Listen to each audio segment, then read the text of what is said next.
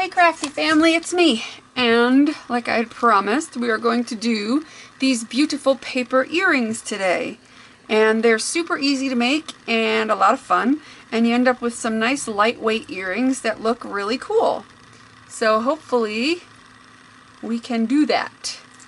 And today I'm not going to make the hearts because, you know, I already have hearts. So I want to make something different. And I used a heart punch for these. And it's best if you use a punch or a die cut or something that's going to be the size is going to be exact, because you're going to make many of them and you want them to fit together, because this has to do with layering.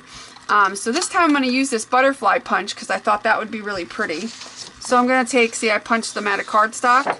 So I'm going to make 5 butterflies for each earring, and I have to stand up to do this.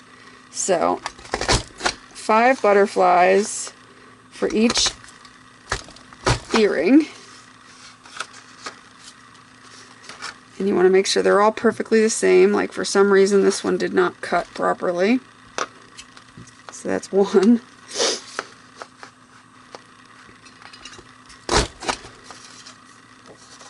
Two, 3,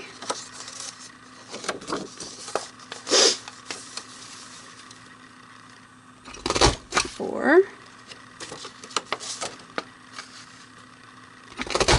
5, and then you can just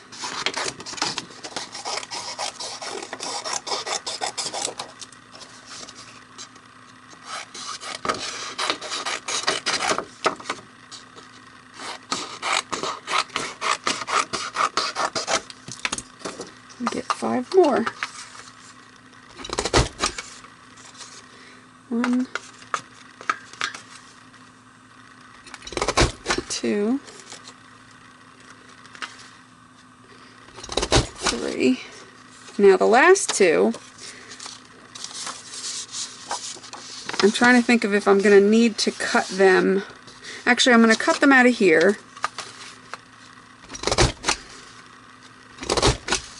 Like that, so there's 5 for each earring, and I'll get rid of all this trash. But because the cardstock is so thick, I don't want to cut this without something else because it's fairly thin. So what I'm going to do is take copy paper and line it up with copy paper and cut 4 butterflies out of this. Sorry, my computer's on. But I'm going to use the copy paper as kind of a, just to thicken it, to give it a little stable, to make it a little more stable.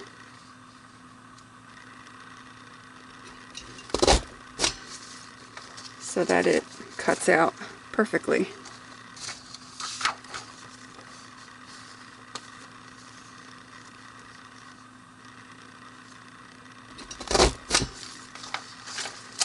Two.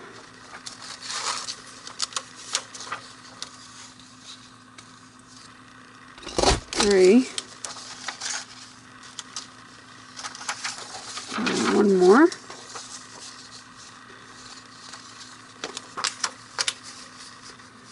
Because unlike the other ones,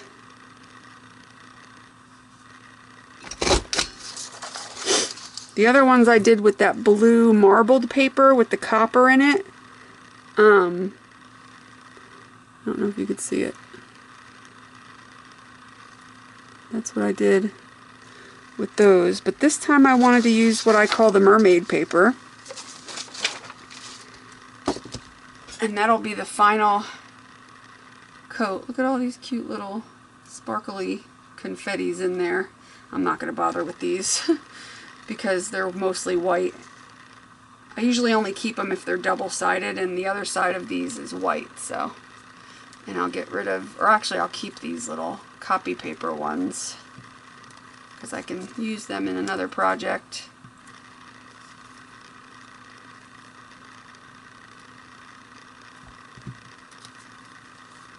And then I'm going to scoop up the mess and toss it.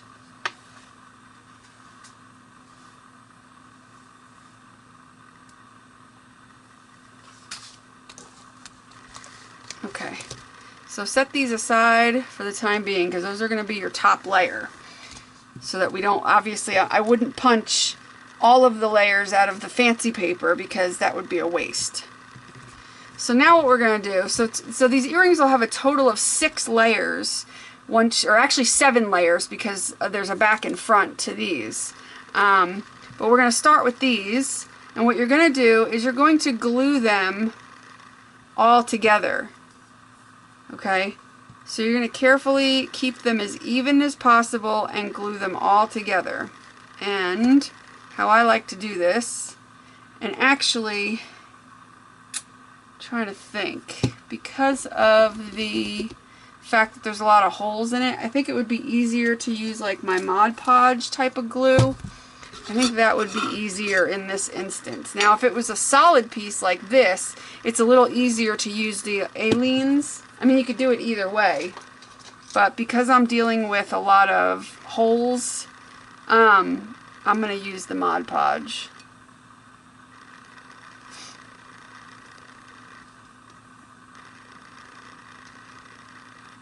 And layer them together like that. And it's easiest if you pick it up and then squeeze it together, just to make sure it stays even. And what I'm going to do is get a baby wipe, if I can reach one, so I can just keep my surface clean so that I'm not constantly putting it back into dirty surface. So you just want to make sure everything stays even. And what I'll do is I'll do it on this side. Hopefully you can see what I'm doing. All I'm doing is slapping Mod Podge on, and then you have a little bit of time. I have a paintbrush in my mouth.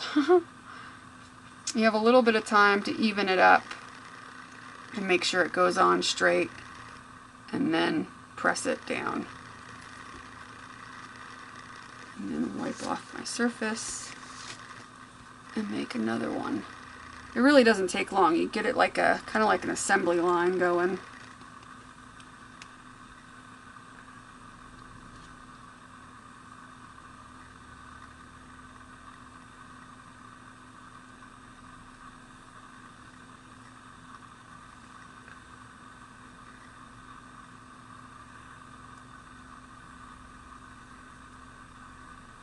The most important thing is trying to keep it as even as you can possibly get it so that they don't get too wonky.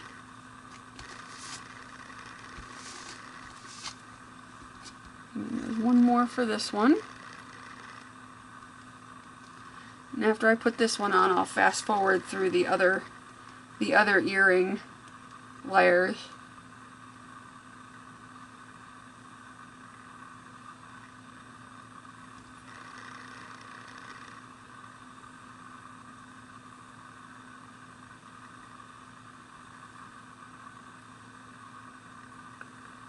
Okay, so then you're going to set this aside to dry. Just make sure it's all pressed in place and set it aside to dry. And now I'm going to fast forward as I do the second one.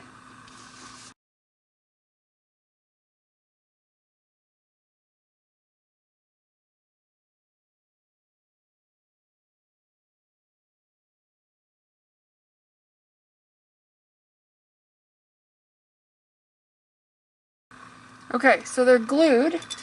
Now I'm just doing the final pressing and then laying them aside. So you're going to let them dry for a good hour. You really want them to dry pretty thoroughly. Can't get that to work. There we go. Before you add the next layer. Well, I'm trying to think. You could, I guess, but see, we're going to do a small bit of painting. Because, see, what's going to happen is this layer is going to sit on top of this layer. And the insides are all going to show white, and so is the edges. So we're going to do a small bit of painting, but we're going to wait until these dry to do that. Because we want to do it before we put the the nice paper. So I'm going to give this about an hour to dry and let it harden up. We're going to do a little bit of sanding, you know, because it might not have been completely perfect and we want it to be nice and, you know, we want the edges to be nice and smooth. So we're going to actually do some sanding. So that's why you want to wait till this is completely dry. And because it's Mod Podge, I'm going to heat this a little bit, but I'm also going to let it dry for a good hour before I start doing that, maybe a little longer, just to make sure it's nice and stiff. An hour should do it, because I put a very thin layer on. It should do it in about an hour, and I'm also going to add a little heat, so it should dry in about an hour. So we'll come back to it in about an hour when that is dry, so I'll be right back. I came back using my phone because I listened to the footage before and it was just annoying. I still haven't figured it out. So anyway, these are dry now. They're pretty stiff. So the best thing to use is a nail file because you can get into the crevices and you want to kind of go one way. You don't want to go back and forth. And you just want to just go around, and you're not looking to do, you know, massive sanding. You're just kind of looking to smooth it out in areas.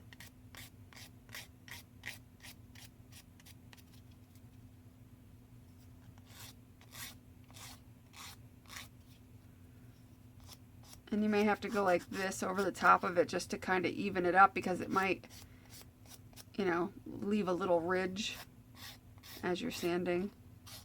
But you just want to gently, I mean, it's just paper, so, whoops.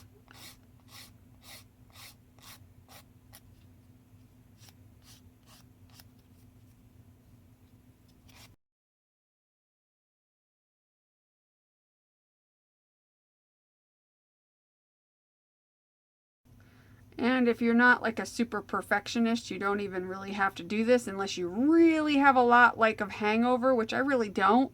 I really don't. I don't. But, you know, I'm a perfectionist in some ways. I don't know.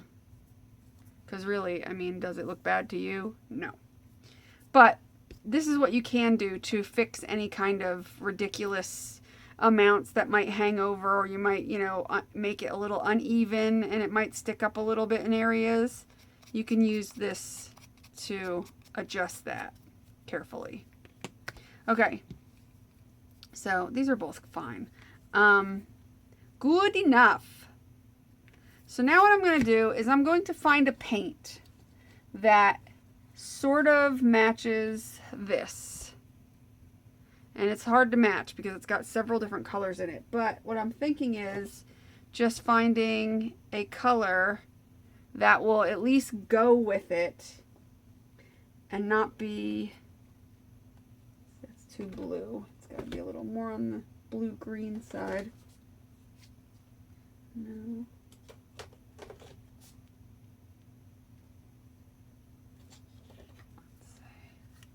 That'll go. That's a winner right there. Winner, winner, chicken dinner. And what we're going to do is we're not going to paint the whole thing. I do want that paintbrush I was using. Where'd it go? There it is. But you're going to just take it and you're just going to paint around the edges with it and on the inside of the holes. So I'm just taking a little bit to start out with. And I'm just going to go around. It doesn't matter if you get some, you know, on the paper, on the front of it, because it's going to be covered, so it doesn't matter. But you don't have to waste your time, like, painting the entire thing, is what I'm trying to say. You're really focusing on just any kind of white edges that would show.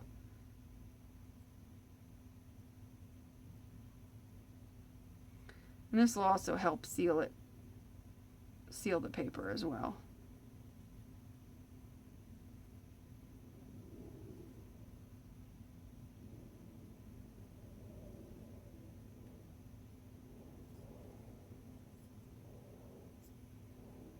I swear today has been such a frustrating day. I had so much trouble trying to, I was trying to log into some things, and it was as if, I had never logged into these things before. And they were things I log into all the time. And for some reason, oh, this didn't work, that didn't work. It was like such a hassle, but I fixed it, finally. I don't know, I don't get it. Now see how there's all these little slots in here and like little holes? I'm going to go from both sides and kind of just stick the brush in and try to get as much paint to cover up the white areas in there as possible, so that when you're looking at it, you don't see any white. You don't think it would be a big deal, but when you put the paper, this colored paper on, that white will stand out for sure. So it's easier to just do this and it'll make it a nicer looking piece when you're done.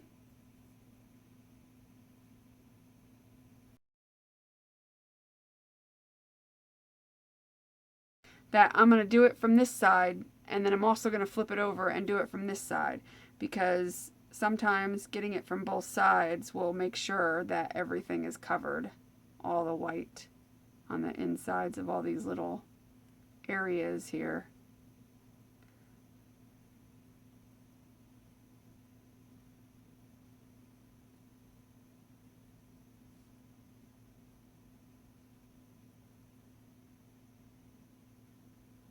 And you want it to be a color that's close to whatever paper. Hold on. Yeah, we're back to that again. For the time being, we're back to the timer. You want it to be a paper that is, or a color that is close to the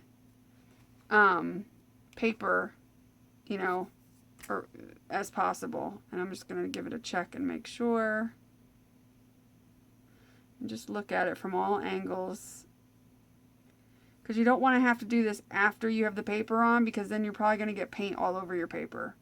So you want to try to do this and have it done perfectly prior to putting on your top coat of paper. And you can use any paper you want. You can use scrapbook paper, any kind of paper you want. I just find that these fancy papers make it look like, and I'll put the link below where you can get these fancy papers, and they're, you know, they're really inexpensive to get some of these papers. And I find that they just really, I mean, they really made these earrings look so pretty. And I've had people ask me, are they clay? I mean, did you do something? Did you paint copper on it? Like, no, it's just paper. I've had people ask me all kinds of questions about how I did that.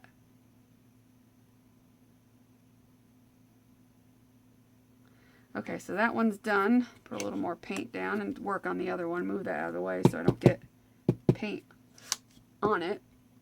I'm going to work on the inside pieces first.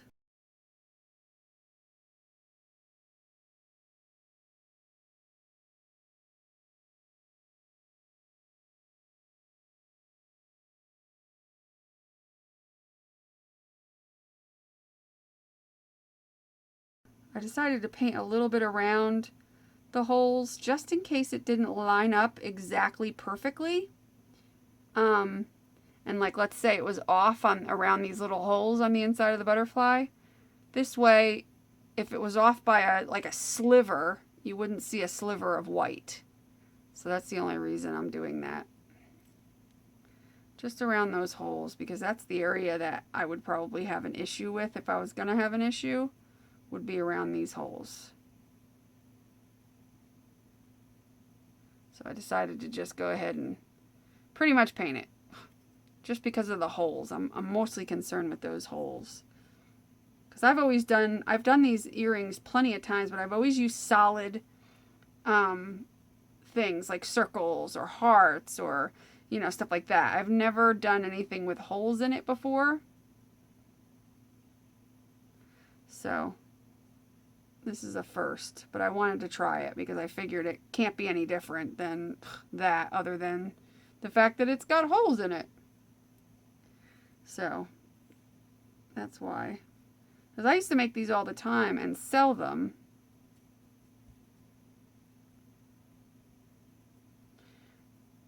Because they were pretty popular when I used to sell them. I haven't had the patience to sit and do them for a while. Not that they take very long, because they really don't, because you can have an assembly line of them going and make quite a few of them in one day. I think The most I ever made in one day, I think, was like 40 pairs one time. Because you can just, you know, sit and do a bunch of them at once. Okay, I'll just go take this excess paint and go around these holes. Not being really neat about it. It's going to be covered up anyway.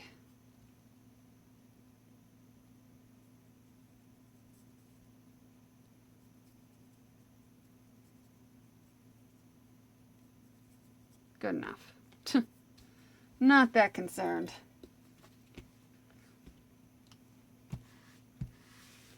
So now what we're going to do is, before we put the finishing paper on, is let these dry. And actually I should probably help it along with my thingamabobber, with my glue gun. I mean my heat gun.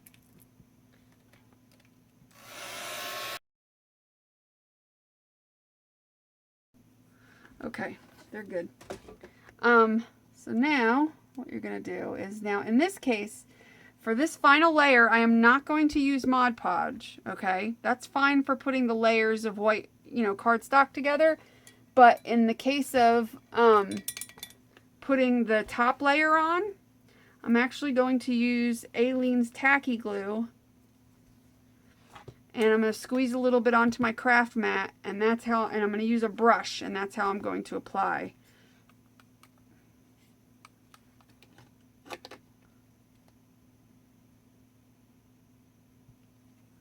So you just want to take a clean brush, and you just want to go around, and semi-neatly, but covering all areas, of course.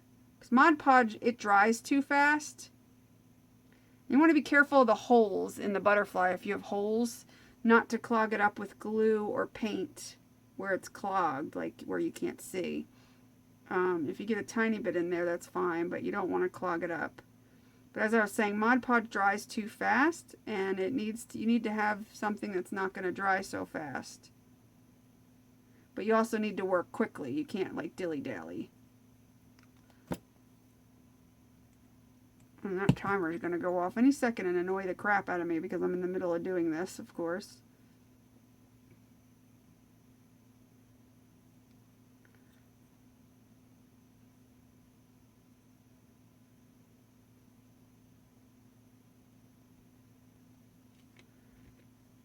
I mean, I can clean up a majority of the glue after I get it on there.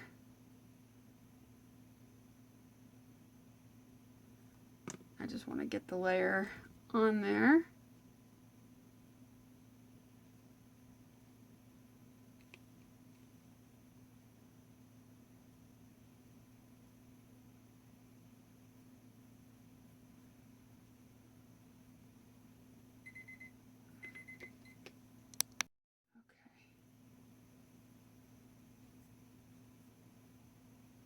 I think I got that on there pretty good. I'm going to take a little pin and just make sure no glue is sitting around the holes that could potentially clog the holes or make them look weird. So I'm just kind of making sure everything's good, pressing it down well. So that's one side. And now we'll put the other side on.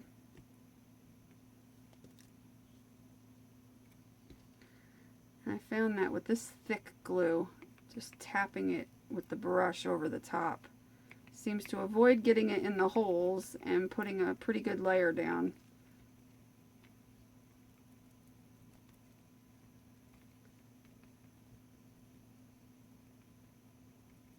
And it puts it down quickly. So that works.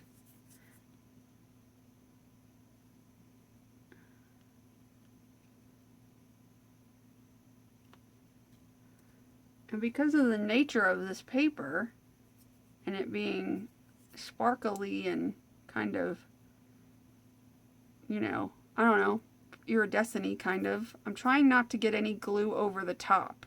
And I realize this is probably a bad example to use to make this, because I'm not going to put a top coat over these.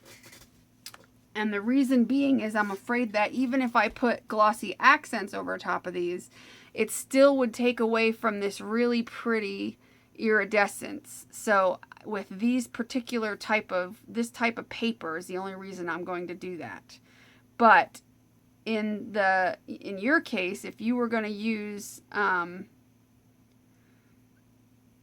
regular kind of paper with a pattern on it, then yes, you'd put glossy accents over top of it.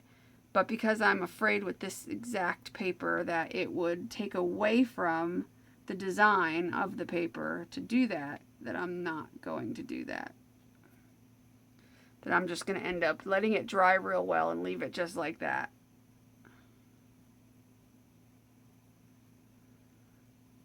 They might not be as waterproof as these, but I'm not going to wear them in the water,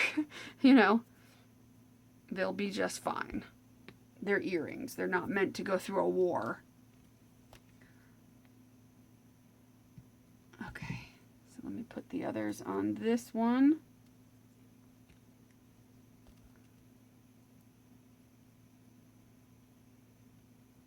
See how this is getting it onto where it needs to go, but it's not going into the holes because I'm taking the thick glue on a brush and tapping it on, and it's giving it a nice layer of glue in every place that I need it, but it's not going into the holes. When I started doing that, I realized that, and I was like, well, that works, because trying to brush it onto every little area was really difficult, and this is perfect.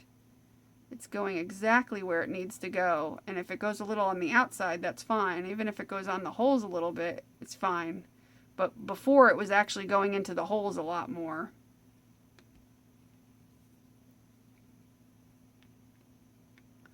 And there's plenty of glue on there, so let's try to line these puppies up. You have a little bit of play time to get this right.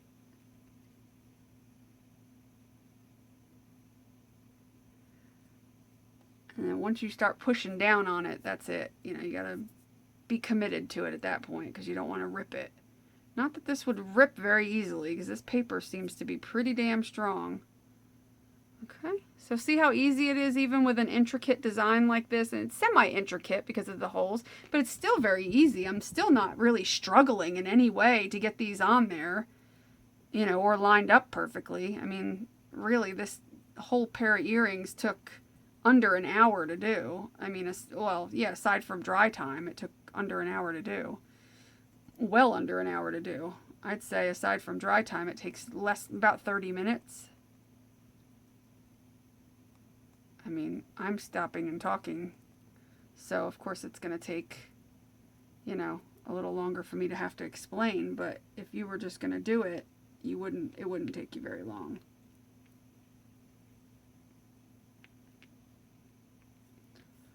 My fingers are sticky, trying to keep it off of the top of the paper.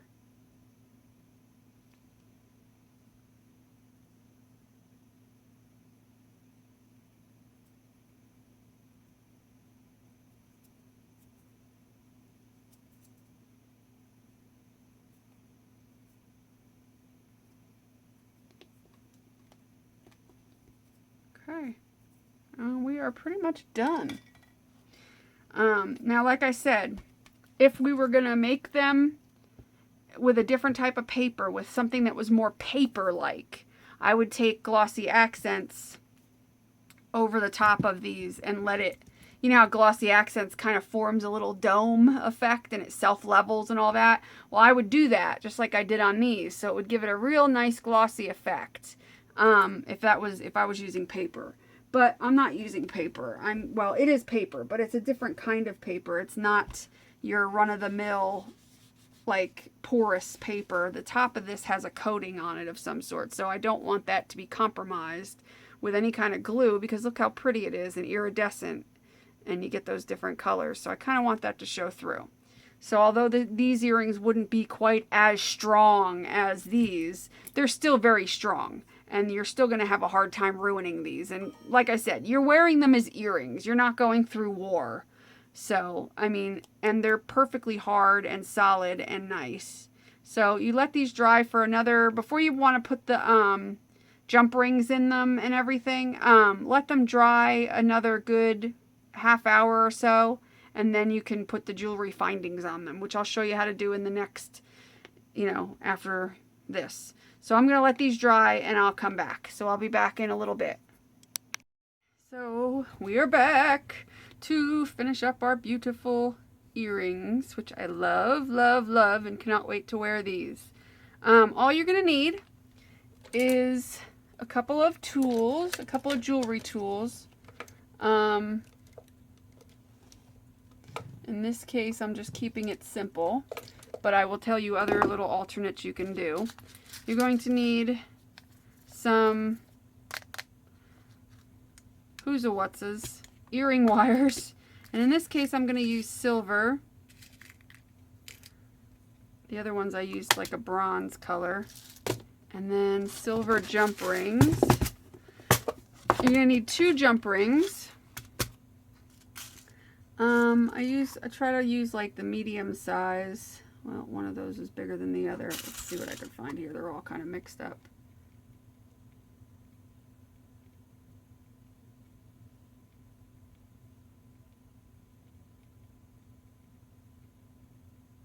Okay, I have one slightly bigger than the other one,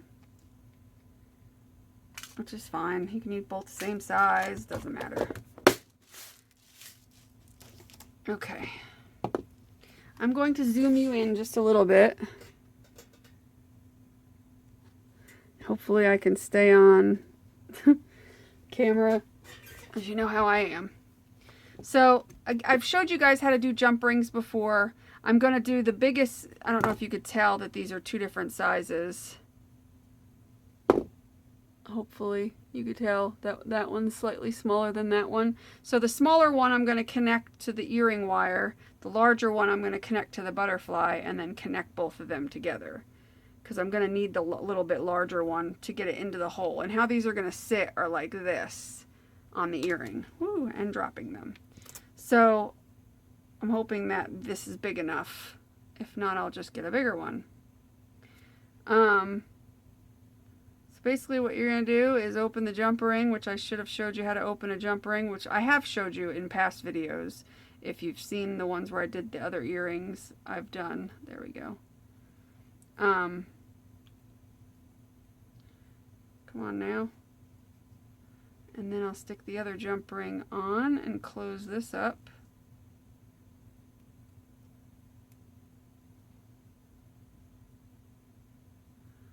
Which these jump rings, that's fine. It just kind of sits. That's how I want it to be. Let's see, do I want it to sit? Yeah, it doesn't matter. It's all good. As long as it hangs pretty freely, then we're good. I think these jump rings are a little bit tighter. Nope, they're good enough. Sometimes I could do it with my finger. Other times they're like super tight, which is fine. So that's how they'll hang, and I think that's adorable. These are perfect for spring butterflies. And you can also go further and actually see how it has this little hole here and how it hangs. You can actually put in a couple of gems, like another jump ring, and hang, more little beads off of it or something if you wanted to. But I'm just going to leave them like that because they're adorable, just like that. But you can go further and stuff like that. Like even if you make the hearts, you could have punched another hole, because I had to punch a hole in the heart. Obviously I did it in the paper.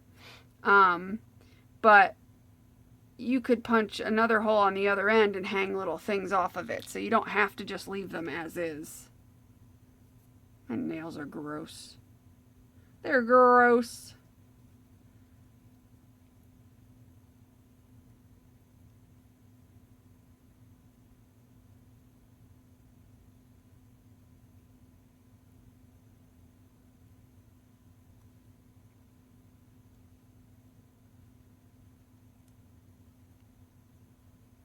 So that's all you're really going to do. Oh, how to open a jump ring. You open it like this. You don't pull the jump ring apart, okay? So you open it by moving, well, this one's tight, so I have to do it with two. With a forward and backward motion like that.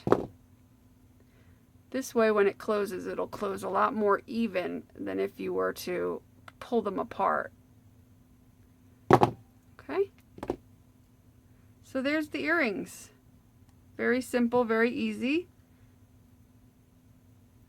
and beautiful. So I hope you liked this video. I also wanted to talk to you about something else. What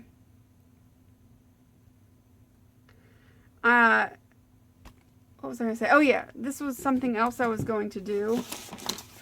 I started working on this mandala that I made. I got inspired by Barbo, and I don't know if you know her on Facebook. I'll put a link below to one of her videos where she shows you how to do a mandala. Now, I've done small little ones before. I've never done a big one like this. And so I'm working on this still. It's a work in progress because, as you can see, from here out, it looks kind of plain, and I put all those little doodles in it. And I do that, like, you know, you doodle it, and it, no matter how messy you make it, the doodling will actually bring it together and make it look really cool.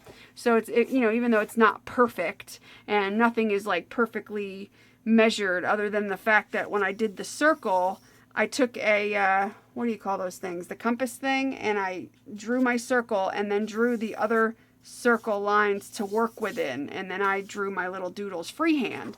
But like in the middle, it looks really nice because once you put the doodling in, you don't pay attention to things being a little off kilter. But if you notice, like, these things they're not evenly spaced, they're not perfect, they're all different sizes, but once I doodle them, you don't really notice that, which is why this is a fun thing to do. Because even if you're not great at drawing like me, you could still make it look really cute, because as you see where I finished it on the inner part of it, it looks really cute. So it's something, I might do one on camera, and I just use Sharpies to color it, and then I use various gel pens, like a white gel pen, sparkly gel pens, to do the doodling, and it comes out really cute, and it's a lot of fun, and it's kind of like a coloring book, but it's something you created to color. And, you know, you can make them all different sizes and, you know, use them for lots of different things. Like, you can make a bunch of little smaller ones and cut them out and use them as embellishments, which is what I want to show you in another video. Or you can make a really big one. And you can put this on a cover of a big journal, or you can put it on a black background, and that's where they look really cool. I don't have a black well, wait a minute. But see how cool they look on a black background? And so that's kind of cool. You could mount them onto a black background. Barb shows you that as well in her video.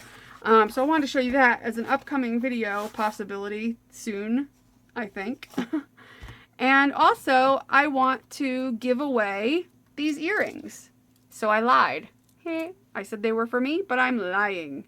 I'm going to give them away right now to you guys. I'm going to give a pair to one person and a pair to another person. And all you have to do to enter is just, I don't know, comment below with something. And also with your email address. Don't forget that, because a lot of people always forget their email address and they don't pay attention when I say that. Put your email address. Otherwise, I'm not going to be able to contact you. Because I'm not going to, like, go on camera and make a whole big deal. I'm just going to put names in a hat and pick them and then contact the persons, because I don't want to do a separate video for all that. So it's just easier that way. So I will just I'm just going to do it off camera and contact a person. So I'll leave it open until Saturday, and I'll pick somebody on Saturday and I'll contact them. I'll mention that who I contacted in one of my upcoming videos after that you know, they won, but I'm not going to make like a big ordeal out of it. It's just a little giveaway. It's something easy and cheap to send. I could slip them into an envelope and it won't cost me, and I've got stamps, so it won't cost me any more than the stamps I got. So that's an easy giveaway. Just keep in mind, if you're the winner of the butterflies, don't get them wet. That's all. These you could actually get wet, but these you cannot. So you just have to be a little more careful with these, because I did not seal them because they're so pretty. So anyway, that's that. Also, I want to be able to do more little giveaways like that of things. in the future and stuff. And I was thinking of something. One of the other YouTubers, I think it's Dee Wilhelm, I think. She does like where people will send her art cards, you know, the art postcards, little tags and stuff like that. And then she, when she does a giveaway, she'll throw one of those in from one of her subscribers. Hold on. We'll throw in, you know, somebody's tag or, you know, art card or whatever, you know, art tiles or inchies or whatever. She'll throw some in and, of course, you know, say who they're from. But this way she has more things to give away to the person. I thought, well, that's a really good idea because I know you guys are really creative. So if you're interested in sending me an art tile or a few art tiles or something, or art cards or something that you made little that you could spare, then this way when I do these little giveaways I can send them out to people. And if you have a YouTube channel, make sure you put it on the back so this way the person knows who it came from. If you have a channel, blog, what have you, you know, somehow put your information on it or whatever, and I could do that. Or if you want, you know, it doesn't have to be art, it doesn't have to be something you made. I mean, if you have something that you know, like a little package of goodies that you want, like I can do that. This way it helps me be able to give things away, you know, to people and be able to do more of these little giveaways. Because even if I didn't make something and had something to give away, I can just say, hey, I've got like a couple of different art cards from different subscribers. Let's just do a giveaway for those things. You know what I mean? Like, so we could do some more giveaways of things, of little things. And that's what I kind of want to focus on. I do have a big giveaway that I want to do. I'm just kind of waiting until I know I have enough money to send everything out to somebody in case it is an international winner. So I do have a large amount of stuff set aside to do a big giveaway that I wanted to do for my 2,000 subscriber. Then when I ended up getting sick, it got pushed and I thought, okay, well, 3,000 subscribers. So now we're looking more around the 4,000 subscribers. But I do have a bunch of stuff. Really nice prizes actually that have been given to me and things that I had gotten a long time ago. So I have all this stuff that I'm going to give. I'm going to do like a first prize, a second prize, and a third prize. And so I'm going to make a big ordeal. I might just wait until 5,000 subscribers to do that because that would be a nice round number. And that's a pretty good milestone, I think. So I might just wait until that. And then between now and then, since it's so easy to send out things like this, you know, we'll do that. We'll do little things like that. So yeah, so leave a comment below if you're interested in winning these.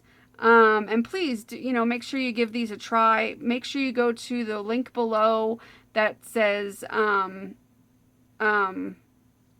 Mulberry Paper and More.com place, because that's where you can get these fabulous papers to make all these things, is, you know, at that store. So it's definitely worth checking out, because even if you don't have a lot of money, you could spend $5 and get a few sheets of that paper, and it's beautiful. And you can make a lot of things with these papers, because I just showed you a small piece of one. That was just a sample piece, but, you know, they come in, you know, pretty normal size paper. And so you can make, you know, quite a few pairs of earrings with just one sheet of this paper. So, I mean, it's an idea to do with these papers, and they're gorgeous and they're a lot of fun. So yeah, so definitely give them a shout out. Check out their channel because it's worth it, you know. So I hope you guys have a great rest of your week, and that's it for me for now. I definitely want to do maybe another video tonight on something. So I'm gonna try to get that done tonight, so that I can have something to upload tomorrow. But make sure you do what you love and love what you do and be nice to people. And I'll see you later. Love ya. Bye. Mwah.